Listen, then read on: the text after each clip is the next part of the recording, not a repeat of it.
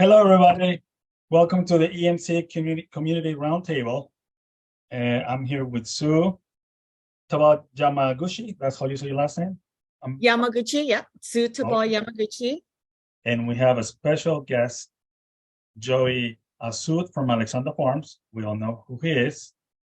And he's going to talk to us about the most beautiful roses grown in Colombia from his farm, Alexandra Farms. I can attest to that. The most beautiful roses in this entire world comes from Alexandra Farms. I'm so excited. Welcome, Joey.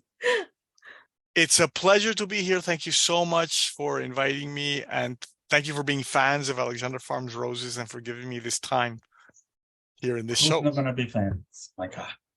You know, we are fans of yours, Joey, seriously, and thank you for your time. My pleasure. So, Joey, what is Alexandra Farms? So in 2004, my daughter Alexandra was born. And in 2005, we started a test farm growing garden roses for the cut flower industry in Bogota, Colombia. It was very difficult in the beginning for us because we didn't know how to grow them, how to post-harvest them, how to pack them, or how to sell them. Garden roses for the retail business or for the cut flower business was new. There was a farm in California that cut some stems and shipped them nationwide in the US. But nobody was exporting these from Colombia, Ecuador, Kenya, Ethiopia, anywhere. They were always locally grown or grown in California and shipped throughout the states. So we really didn't know that at the time. And what we wanted to do was grow a crop that was different than all of these roses that were being bred for purely production value, because they were very productive or because they could withstand a trip from Quito to Moscow.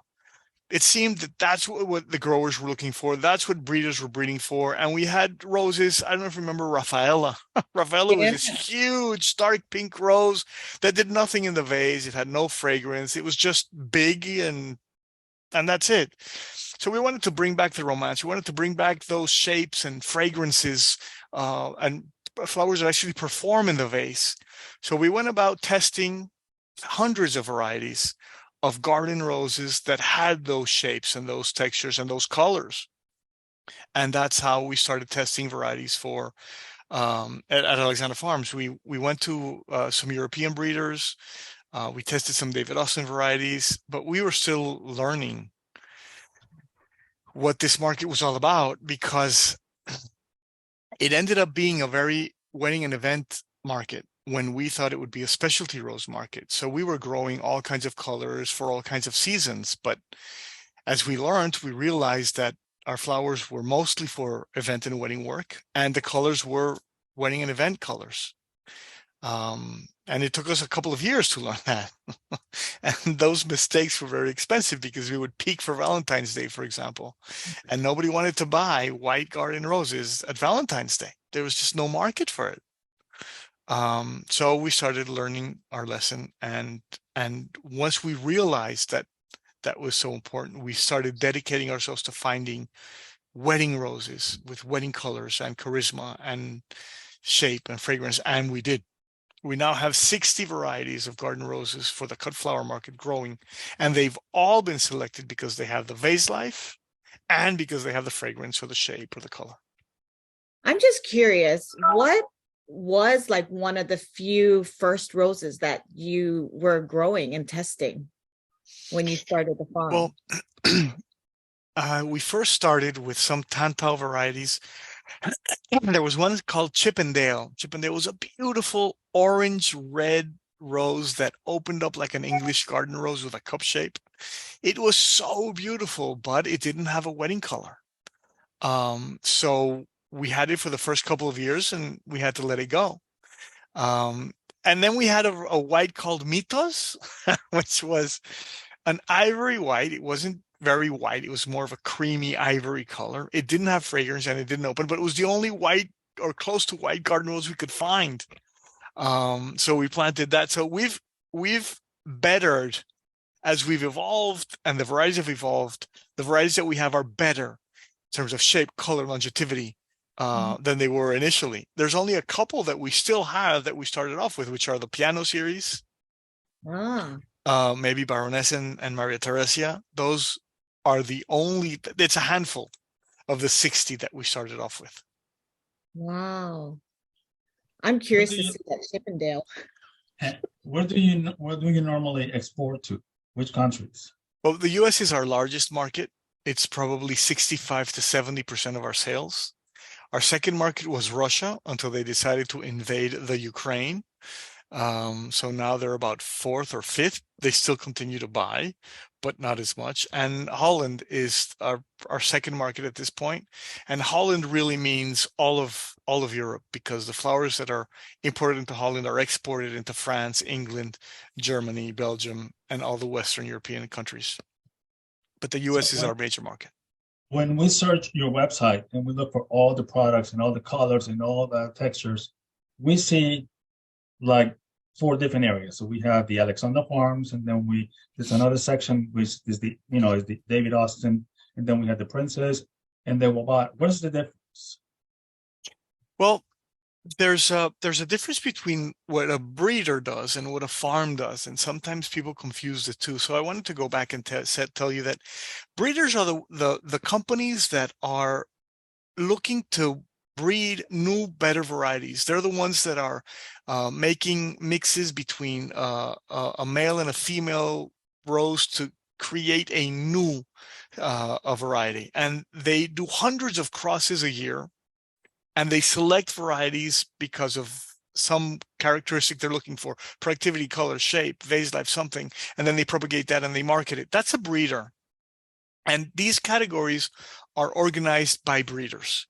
So let me start with our most important breeder of all, who's David Austin. He is a Englishman who passed away in 2018, but his son, David Austin Jr., runs the company now. And they're located in central England. And David Austin Sr. was a nurseryman who fell in love with the shapes of the roses he had in his garden, but didn't really like the shape of the roses that were coming into his nursery trade. And he said, I want both things. I want the productivity and the longevity and the pest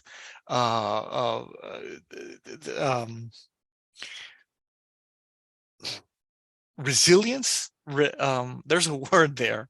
Resistance. Resistance. Yeah. The pest resistance that I can get from these new roses, but I want them with the old-fashioned garden shapes. And he started doing some breeding, and 7 or 8 or 10 years later, he started producing and marketing varieties that had this English cup shape. As a matter of fact, the English garden roses comes from the David Austin breeds. He created that category, English garden roses. David Austin did. These were all shrubs for your garden. And since the 80s or 60s or 70s, he's had licensees in every country in the world producing the roses that he bred and selling them in nurseries in the big green pot with the David Austin logo in gold letters. And he's been doing it so long that this brand is known by the end consumer as a fine garden rose product. In 2000 or a little before, they decided that they would breed varieties special for the cut flower market, thinking that the same idea of an old-fashioned shape with new modern vase life and productivity would appeal to the market. And in 2005, they launched their products by selecting 5 farms in the world to grow their varieties. 1 in Kenya, a couple in Ecuador, 1 in Colombia, and 1 in California. We weren't selected because we were late to the party in 2006. We tested some of their varieties and we were interested in growing them, but we didn't get a chance until the Colombian farm went bust in 2010. And then we were given the license as the Colombian garden rose growers with the most experience. And that's when we started David Austin. So David Austin has this line that's very exclusive. It's only grown by 4 farms in the world, bred in England, and consistent with this cup shape, where the rose petals are shorter in the center than on the sides. which is the opposite of a spiral rose, which are so common in the regular exportable roses, where you have the center petals are very tall and the outer petals are a little bit shorter, so you get a spiral shape. These are the opposite of that. And you can see a rose like Juliet or Patience, which many people are familiar with, have that cup shape. So that's our probably our most important line. And there's a dozen varieties there, although David is really keen on expanding the amount of varieties. And we have some amazing new ones in the pipeline.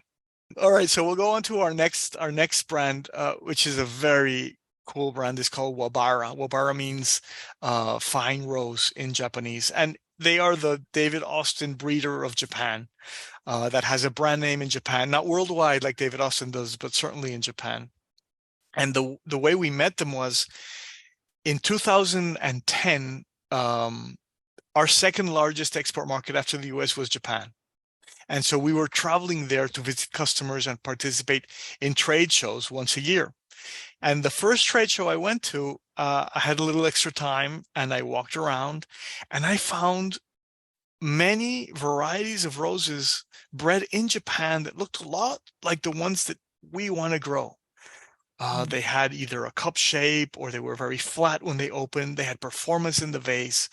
So I approached these breeders and a couple of things came out of that. One is the Wabara brand, which is bred by Ken Kunieda in Japan. And then several other breeders we put into a basket called Princess Garden Roses. Mr. Imai Nurseries in Hiroshima and another company called Marchen. And so the Princess Garden Rose line is several Japanese breeders and the Wabara is one major Japanese breeder. And that's how those collection works. But what they all have in common is that they're amazing roses, right? They're not similar to David Austin because David Austin is unique in his shapes, but they're in some other way extraordinary. The Wabaras, for example, we have a variety called Sumuri, which is a light blush, a pink that is just ruffled and rebellious, and it's just a beautiful garden rose. And then Wabara also has the Miyabi, which are the ones that open flat, completely flat. They're just beautiful. And we have now a brown one called Miyabi Brown. It's more of a tan than a brown, but it opens up all the way and it just really fills a space because when these roses open, they're the size of my hand. Yeah. In the Princess, we've got a great white with fragrance. We have a great peach with fragrance called the white is Miyuki, which means first snow. The Princess Maya is the peach, which has a fragrance. We have Aiko, which is a peach colored also, but it's a peony shape. All of these varieties we've spent many years selecting them, and they're just absolutely great in that they meet all the requirements for the roses that we grow: performance, fragrance, shape, everything. Wow. Did I miss one? Yes, the Alexandra Farms collection is all the other breeders in the world that have roses that are somehow special, garden roses that are somehow special. They have a shape or a fragrance, and that includes the German breeders, Dutch breeders. We have Danish breeders. We have French, Spanish, breeders from all over the world, really, that have these varieties that we think are so beautiful. It's the largest collection, Alexandra Farms. It has maybe 36 varieties of our 60. I have the names right there on the screen. Apple Aster, Land Spray, Bridal Piano. There's so many. Yeah, that's right. Oh, the Princess line is named by female names of people in Japan. And Japan names aren't based on the Bible. They're more based on nature. So our white is Miyuki, and it means first snow. And I think that that's a great way of selling this rose because it's the first snow. It's not any kind of snow. It's not old snow. It's the first snow of the season. And Maya's name is great because it means night rain. So it's not afternoon rain or morning rain. It's the rain that when you're in bed. It's night rain. And I think that expresses a little bit about the variety itself. They all have names like that. Hitomi is beautiful history, and Midori means green. Pinku means pink, as you might have figured out. And that's the one that's on the you have your picture there. That's the pink. And it's interesting that you picked that one because it's a very controversial pick of ours. It's my favorite. Many designers really like it, and when Jorge came down to the farm, he was all over it. But the wholesale trade and the import trade don't identify it as something with potential because it's unlike anything that they've sold before. Really? So I we know need it. designers to pull it through the chain in order for wholesalers to realize that there's a market for it. And Oh. Midori is also a beautiful green. Do you like Midori, Jorge? Yes. Midori is a green that's a little bit bigger than the pinku. And it's chartreuse, and it combines so well with all the other colors, but it's also controversial. None of the importers have liked it very much, although most of the designers have loved it.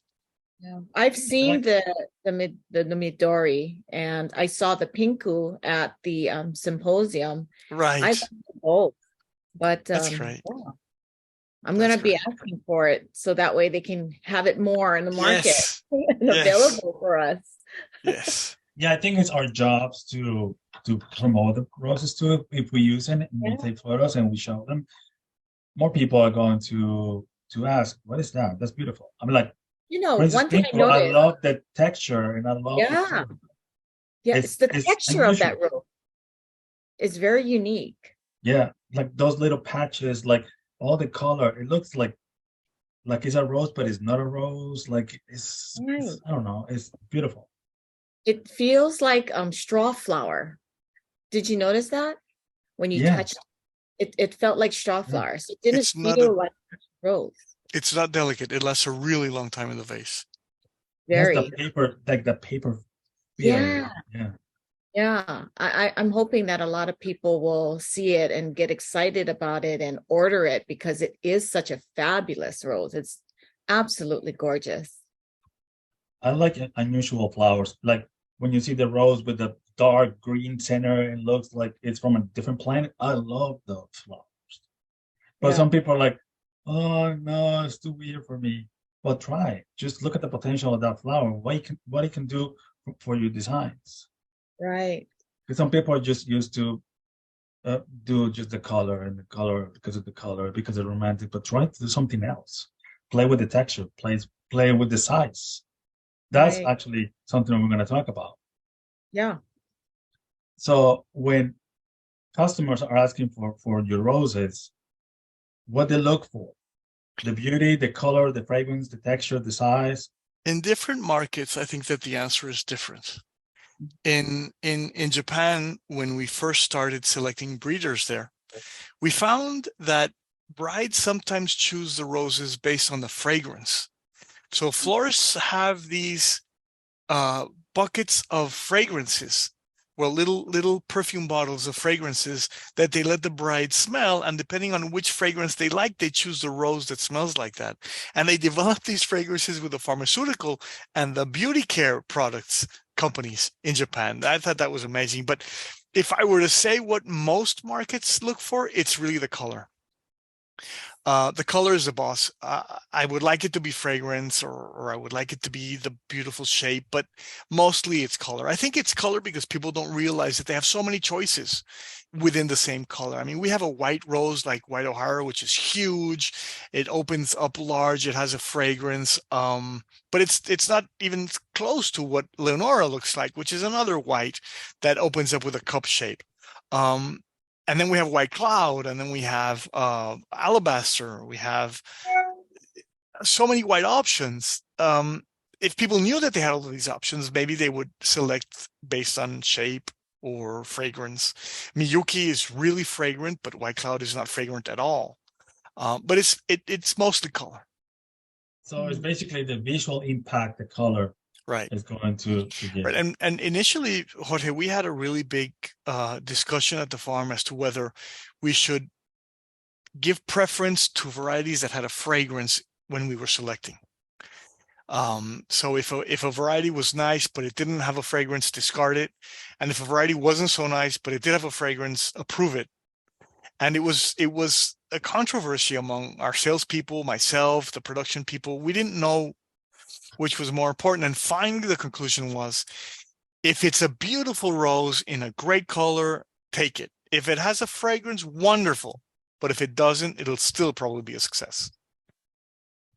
Yeah, well, it's something funny, like when you're designing or you're selling flowers to any person, the first thing they do, no matter what flower they take, they go and they smell it. And a lot of times, like flowers that don't even have a fragrance, but it's like something that we always do. So when they smell the garden roses, they go like they can't believe it because it's so amazing.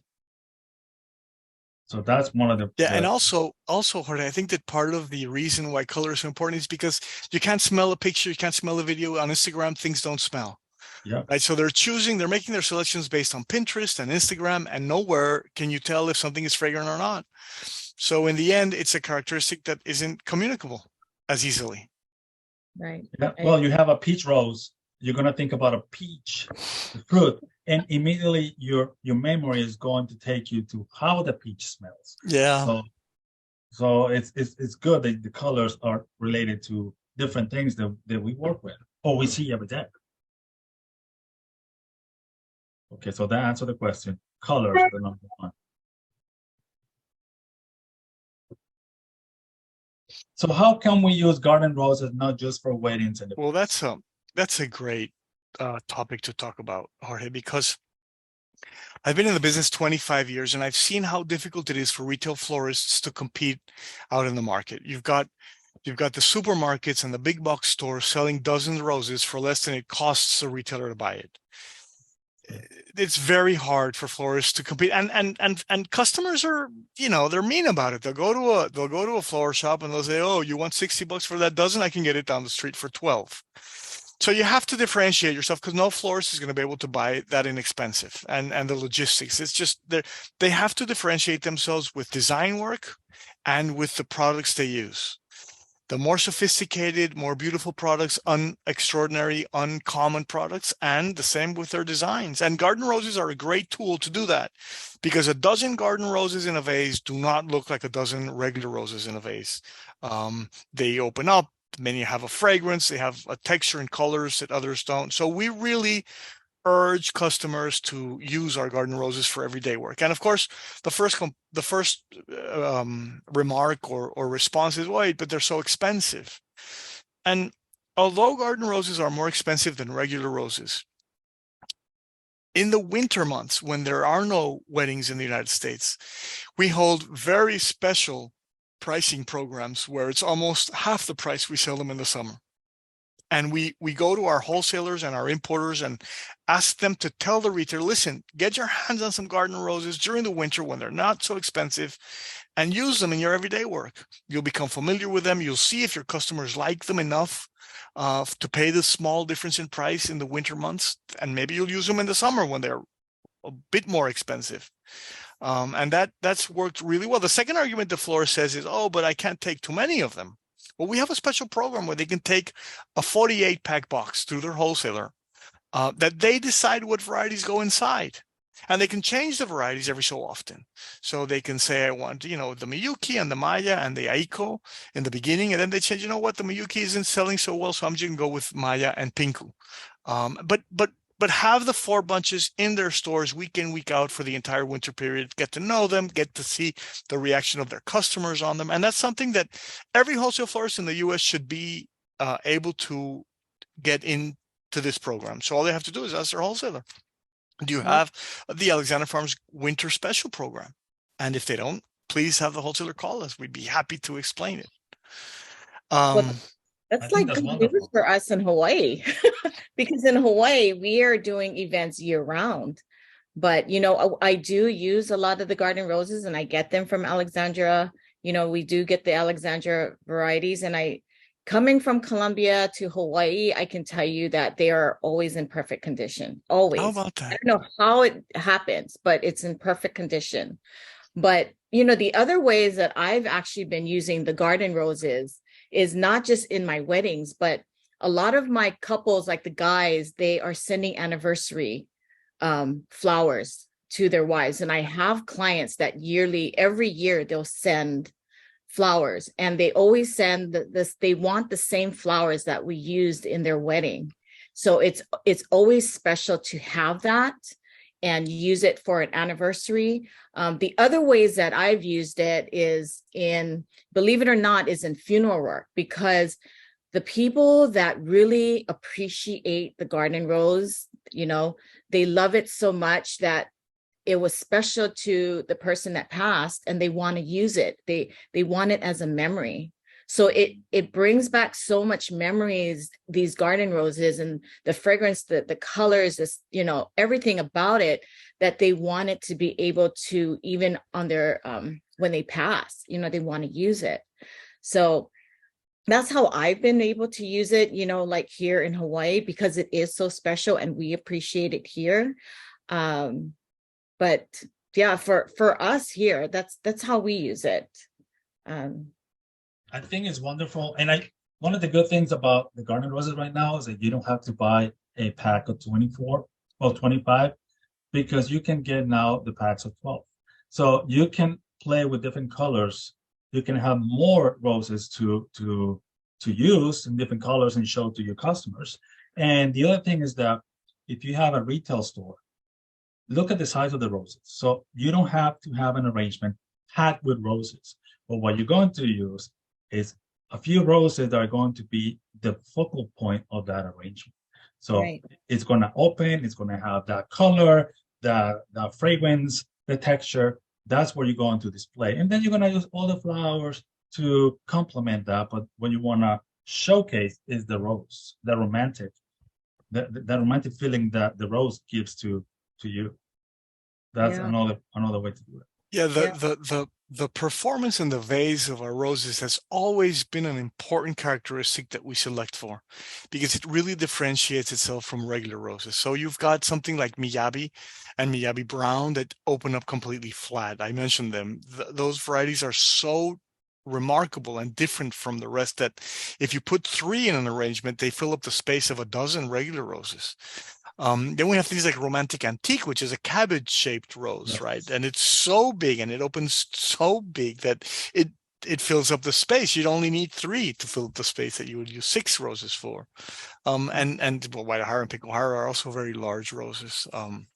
So and not only large, but that they bloom in the vase. It's really kind of an interactive relationship that you have when you put a dozen roses in your house, because on Monday they look a certain way, on Tuesday they're shaped differently, on Wednesday they're different, on Thursday and Friday. So you have a whole week's worth of viewing it different. When they just sit there for 14 days looking the same, it's not as much fun as getting that 10-day period where they're actually blooming for you. Yeah. And that's key in our selection process, the performance in the vase. Yeah, I just know seeing that, the transition. You're right. Yeah. That transition, when I got the Romantic Antique, I swear when it first came in, I was like, oh, okay, it's budded. But when it finally opened, you're like, wow. I mean, you see the difference, the quality. You definitely see the difference. It's not an ordinary rose like you can get at a supermarket. It's definitely much higher. And you appreciate it because it does last longer in the vase, right? What's interesting about how they perform is that when you first get a rose like alabaster and you see this small head and you think, oh my God, what am I going to use this with? It's not meaningful. But then when you realize how it will bloom in the vase, you realize that if you're going to do an event with alabaster, you cannot use it when it first came in. You need to put it in water 3 or 4 days so that in the event they're at their maximum glory and their maximum space. When you're using them for everyday arrangements, then sure, you want to use it in a middle point of cut so that they open up at the customer's house. But for events, please use them as open as possible. If you've seen our Instagram or our Facebook page, we just had an arc built in one of our stands in Holland for a trade show that we had. And the flowers were completely open on day 1. And they needed to remain completely open all the way until day 4. And they did in foam. And you'll see these pictures and you'll see the size of these roses. It's remarkable. Yeah. How when they're full, they fill spaces. Yeah, I can say that with my events, when the people take home the centerpieces, I get messages back saying, you know, those roses are still alive. Wow. That after it's been outside in the sun, and then at night they take it home, and you're thinking, okay, it's not going to last, but I always have compliments that it's still alive. They don't want to throw it away. Well, you're processing the flowers correct too, because that's something else that we as designers, we need to know how these beautiful roses need to be processed when we get it. Right. And when you get the box from Alexandra, they actually give you a little flyer of the instructions. The instructions of how to take care of those roses. And it goes step by step. And they also give you like food packets, the food packets for the flowers. Yeah. They come there as well too. So they really take care of you from the time you order to the time you process, and then you'll see the results when you use it in your events or any special occasion. Definitely. Well, if there's anybody that's listening, or an EMC member or non, that would like to learn more about our collections and the care and handling and the rose variety names, there's a program that we set up called the Alexandra Farms Certified Designer Program, where Holly Chappell and I got together because, we had so much information to give out, and we didn't know the best way to do it. And Holly's business changed since she started using garden roses in her events. She says that it made her, it kind of defined who she is, and she's a super successful wedding florist. So we got together and I talk about very similar to stuff that we've talked about here, what the categories, what the collections are, where they came from, what a breeder is. And then she talks about how to design with them. And then we both talk about the care and handling of them. And that's available for, I think EMC program would have a special price, but it's also available to the public at the list price. And you can get to it through our website. And Tomas and I have talked about a way of promoting it, because it makes every florist better. Because they learn how to handle garden roses, but how to handle roses in general, because it's the same concepts. Right. So, how often do you breed or are looking for new varieties of roses? All the time. For one thing, I'm very paranoid, and I hate to think that some other farm is going to get a great variety before we do. So we make a big effort to test as many varieties as we can from every breeder we work with. So we contact them 2 or 3 times a year, see what they have. The selections that we make to test from the breeders aren't the regular showroom selections, because those are the ones that other growers get that want commercial greenhouse garden roses. We want the garden roses. So it's a bit of a different, we have to really caress them in order for them to give us things that work for us, because we're not a big customer of theirs. We're a specialty customer of theirs. So we're trying them all the time. Right now we have at least 250. And I think Jorge saw them in his most recent trip. Tell us about that. Did you enjoy that part of the trip? That was amazing. And selecting the roses was like a dream come true for any person, because we did a lot of roses that day, right? We're like checking, we're like, okay, we have to decide what's good on this one, what do you think about the color, what's the size, the petal count, all that. It was amazing. We have over 200 varieties at any one time growing at the farm for tests. And during the trip that Jorge was on, we were able to have, there must have been 100 different rose varieties for everybody to check out and look. And as a grower, I can't tell you how important it is to get the designer's feedback, because importers and wholesalers have great feedback, but designers are what really pulls in the market. For example, we had a bunch of brown varieties 10 years ago that we discarded because we didn't realize. I said, who's going to want a brown rose? It looks like silk or something. It doesn't look real. And it turns out that we were totally mistaken. And designers have reached out for these colors, and now maybe 30% of our plants are in the sand and nude colors. It was so important. And if we hadn't had contacted the designers, I don't think we would have gotten in time. Yeah, Wow. those colors are like Same with right the now Pincus trend. and the Midori, the pink and the green spray roses. We would have eradicated it had not been for Jorge and you and everybody's telling all the designers telling us that they're so beautiful because importers don't want to have anything to do with it. Wow. That sounds, you know, that I so I know that EMC had gone to your farm in Colombia, and I believe that we had like the older varieties that we got to look at and choose and see which ones. But yeah, definitely I think we're gonna have to go and visit your farm again. Yeah, it's so much fun. It It is. really is like a dream come true. It's like a candy Yeah. store. You have all of these options, and we bring in a vase and another vase and another vase and another Oh yeah. vase, and some of them are absolutely gorgeous. Some of them I kind of don't show because they just didn't turn out very nice. But we still got to look at 100 different varieties.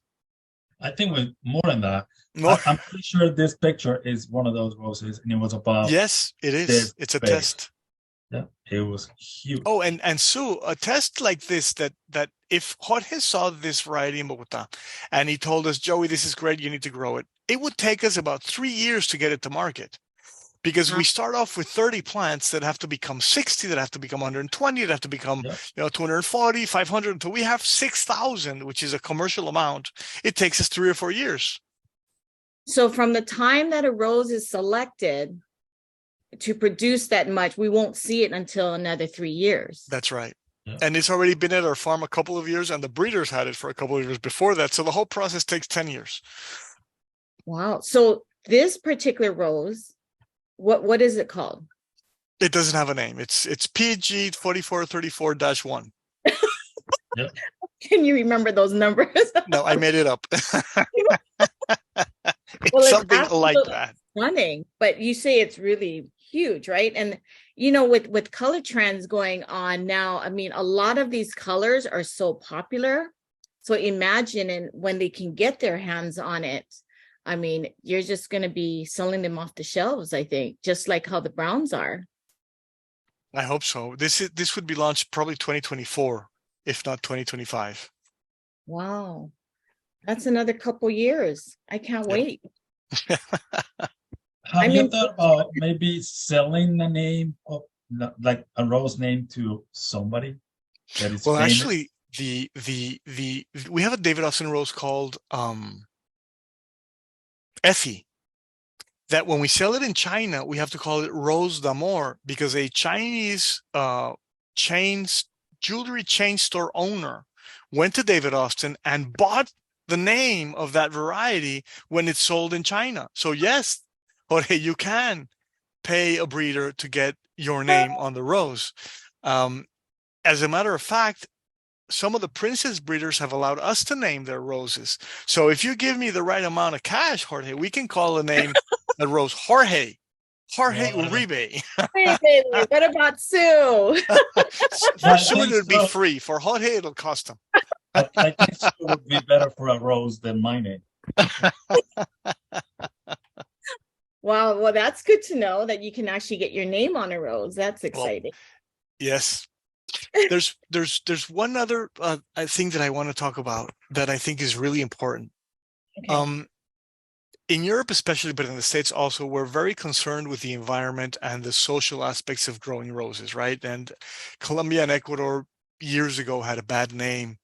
That wasn't exactly accurate, but what I can tell you is that today, most farms are Flor Verde, and we are Flor Verde. And I wanted to talk a little bit about that. Flor Verde is a certificate that the Association of Colombian Growers developed.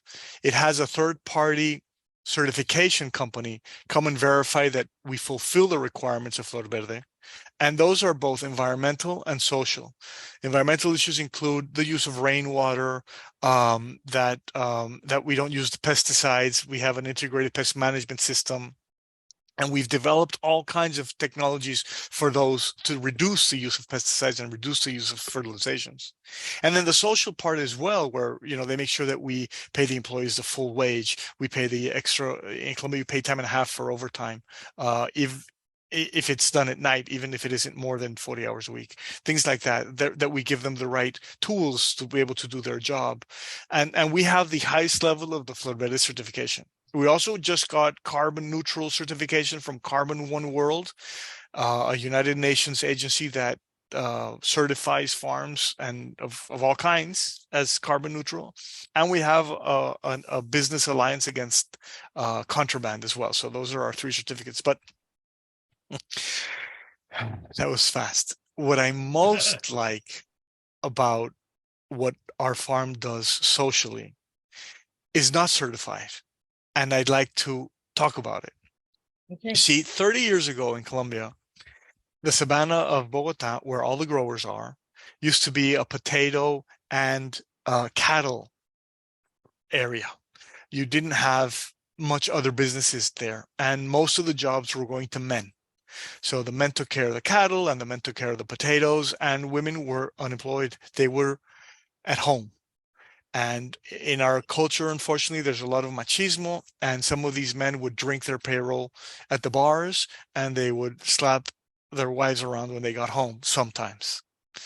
But you would walk into these towns, Sue, and you would have a bar, a house of ill repute, another bar, and a pool place where they would play pool. And that was the demographics of when the flower companies came along. The only available labor were women, and so we hired them. And nowadays, I think we hire over 80 or 60,000 women as a flower industry as a whole. We have 300 women. Most of them are heads of household, and we've given them a salary which has empowered them to take control of their lives. If their husbands weren't treating them right, they can kick them out and continue to survive. They don't need their independent. And that, I think, is my most remarkable social success story. Not my certificate of employability, not the certificate of Carbon World, but empowering these women to take control of their lives and own their destiny.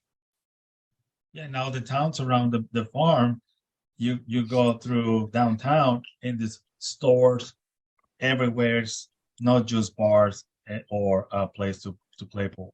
Thank you, Jorge. You finished my story for me. Now you go to a town and you've got a hairdresser, you've got a dress store, you've got a toys for kids store, and that's the big difference. Thank you, Jorge. I forgot about that part.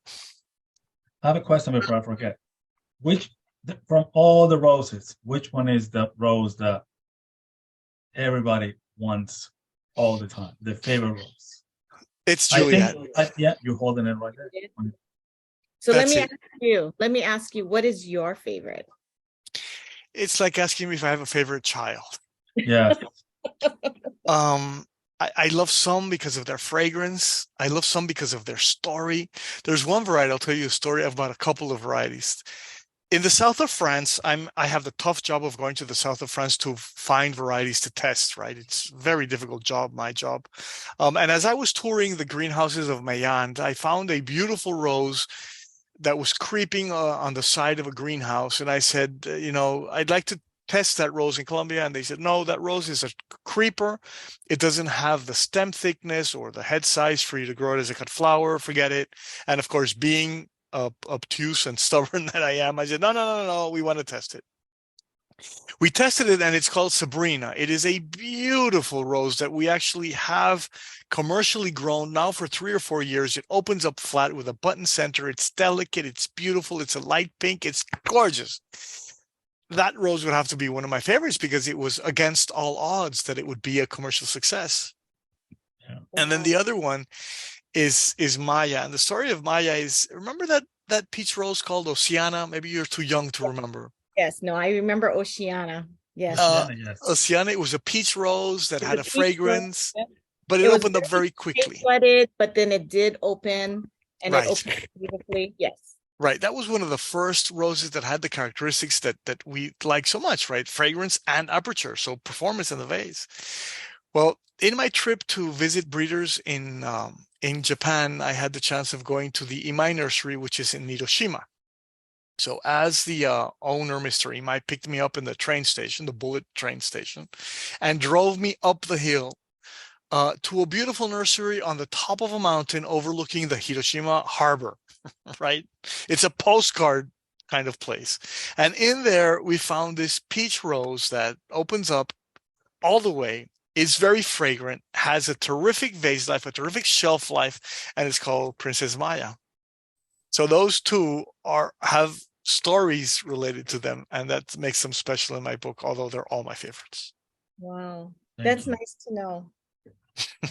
Really nice to know. Well, all of my favorites is actually anything from Alexandra, and I can really tell you that. Well, one thing that we're very careful of is not having bad varieties in our line, because we don't want them to tarnish the rest of our name, right? So even if there's a variety out there that people want, but it's not a very well, there's a couple of varieties that are family of the Yves Piaget rose, Right. but they don't have the vase life, they don't have the shelf life, we don't grow them because people have asked us to, but they would just tarnish our name because they don't have the characteristics that we absolutely require.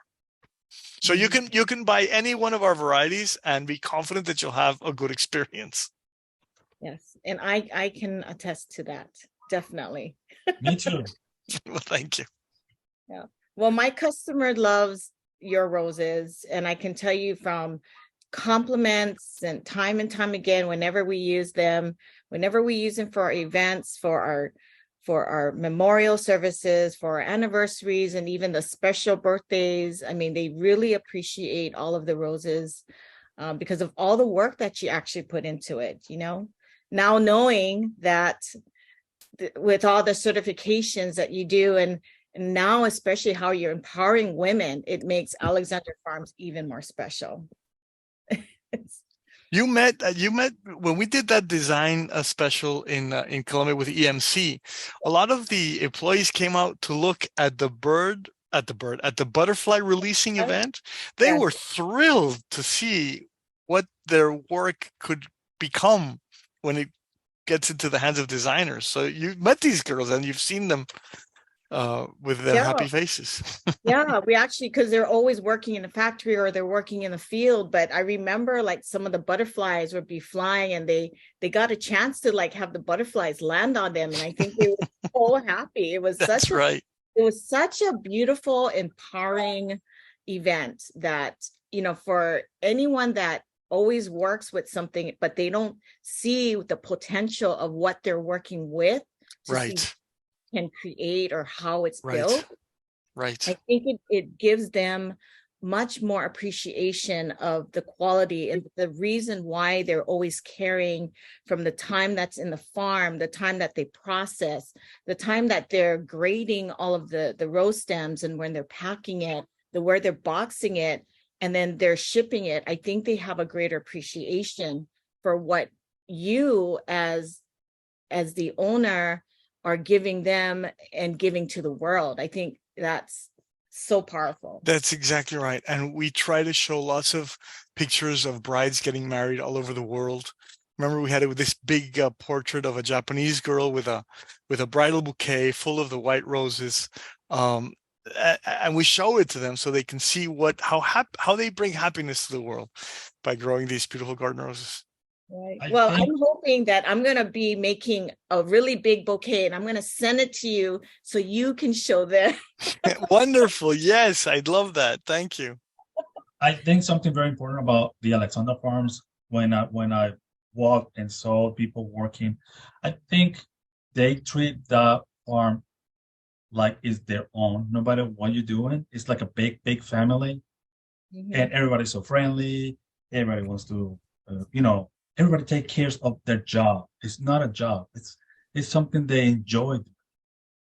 And when you talk to them, you can see everybody's like they like admire you, and I don't know. It's something wonderful.